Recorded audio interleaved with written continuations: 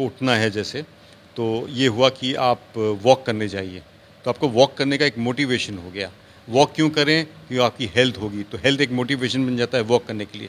तो कोई ना कोई जो एक कारण होता है, उत्प्रेरक जो होता है, उसको मोटिवेशन कहते हैं। तो कोई ना कोई आप हमारे जो संस्कृति थी, हमारा जो कल्चर था, उस पे भाषा अपनी उस पे ऊपर डालकर उसका हनन करने का प्रयास किया।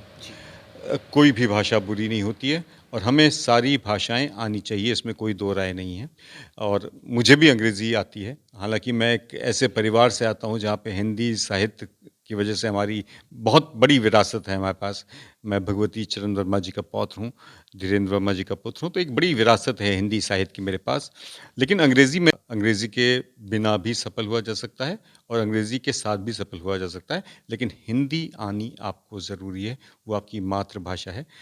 मैं हमेशा ऐसा महसूस करता हूँ कि आप कोई भी खाना खा रहे हैं और आप उसमें काँटा छुरी का इस्तेमाल कर रहे हों, लेकिन उसी भोजन को जब आप अपने हाथ से खाते हैं, तो जो आपको आनंद आता है, मुझे वही आनंद हिंदी बोलने में आता है। जी।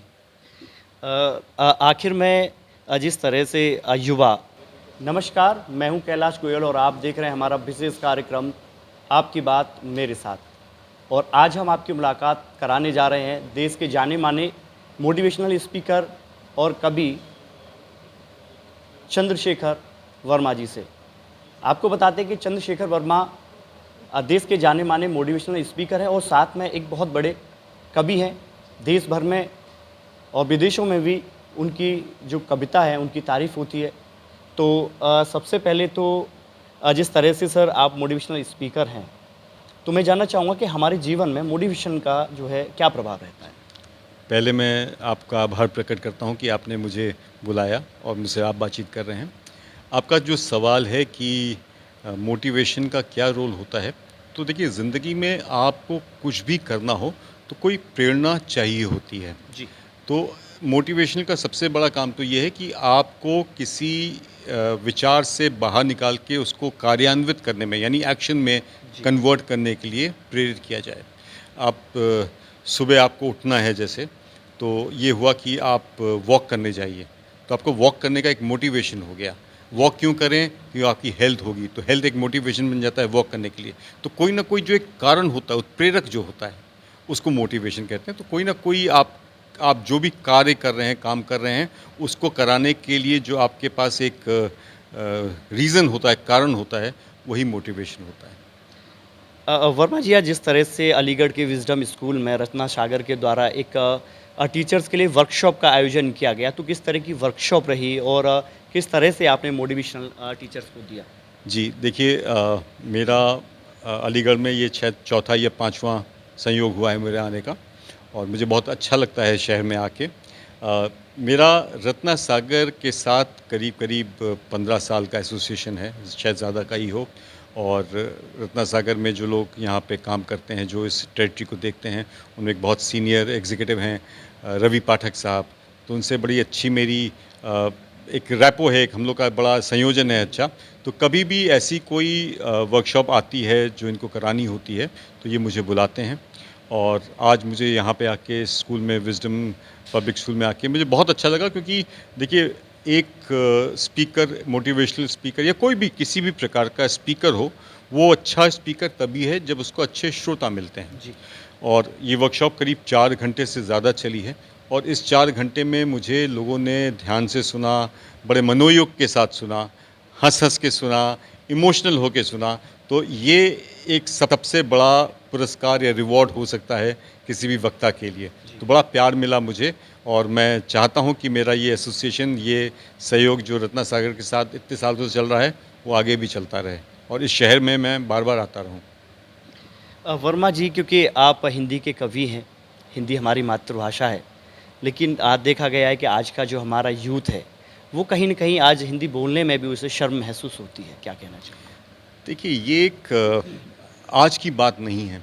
मैकॉले ने जिस तरह की शिक्षा प्रणाली का जन्म दिया, एक बहुत दूरदर्शिता के साथ उसने हमारा जो हमारे जो संस्कृति थी, हमारा जो कल्चर था, उस पे भाषा अपनी उस पे ऊपर डालकर उसका हनन करने का प्रयास किया। जी। कोई भी भाषा बुरी नहीं होती है और हमें सारी भाषाएं आनी चाहिए, इसमें कोई दो राय नहीं है।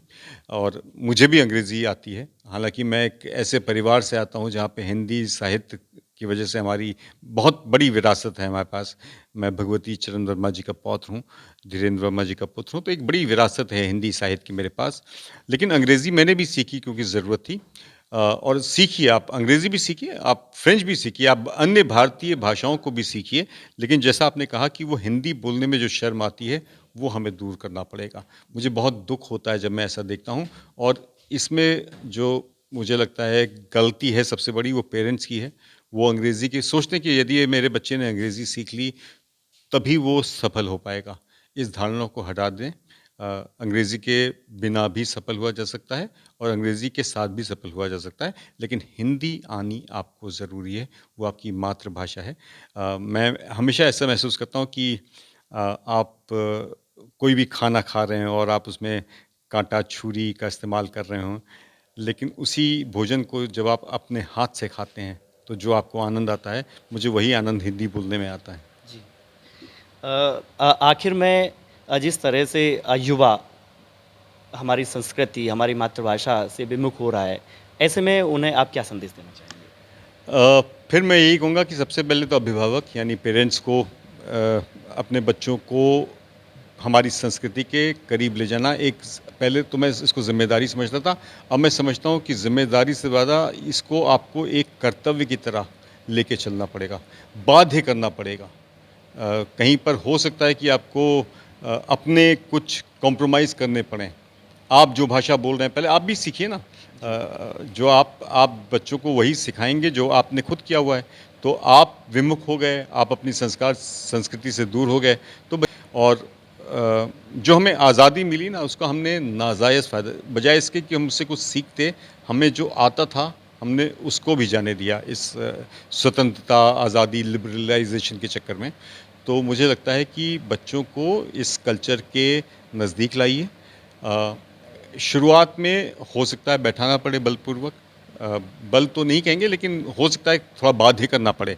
पर जब वो बैठेंगे, जैसे होता है मान लीजिए कहीं पे राम कथा चल रही है या गीता पर कोई प्रवचन चला है, बच्चे जाएंगे ही नहीं, मना कर देंगे हम क्यों जाएं ये सब सुनने। पर एक बार बच्चे आ जाएंगे और यदि वक्ता अच्छा होगा तो उनको उसमें रस आने लगेगा। आप कभी टीवी के सामने बैठिए और जो कार्यक्रम चल रहा हो, आपकी कोई रुचि नहीं है उस सीरियल में, लेकिन आप 10 मिनट अगर बैठ के उसको देखने लगेंगे तो आप बंध जाते हैं। बिल्कुल। कोई भी प्रोग्राम हो आप बंद, ऐसा आप खुद से नहीं जाएंगे, लेकिन मान लीजिए आपके माता या पिता बैठ के कोई कार्यक्रम देख रहे हैं और आप उनके साथ 10 मिनट बैठ गए, तो आपने वो कार्यक्रम थोड़ी देर के लिए देख लिया, तो आपकी रुचि उसमें उत्पन्न हो जाती है। तो वहाँ तक लाने का काम तो आपको करना पड़ेगा। You have to bring the horse to the well, यानी घोड़े को कुएं के नज़दीक लाना पड़ेगा। एक बार वो नज़दीक आ जाएगा तो पानी अपने आप ही पिएगा।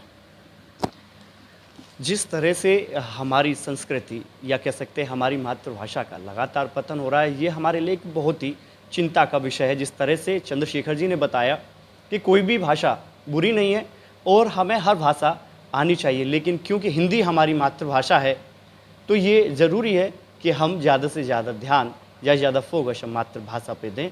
जुड़े रहिए, फिर जल्द मिलते हैं एक नई शख्सियत के साथ।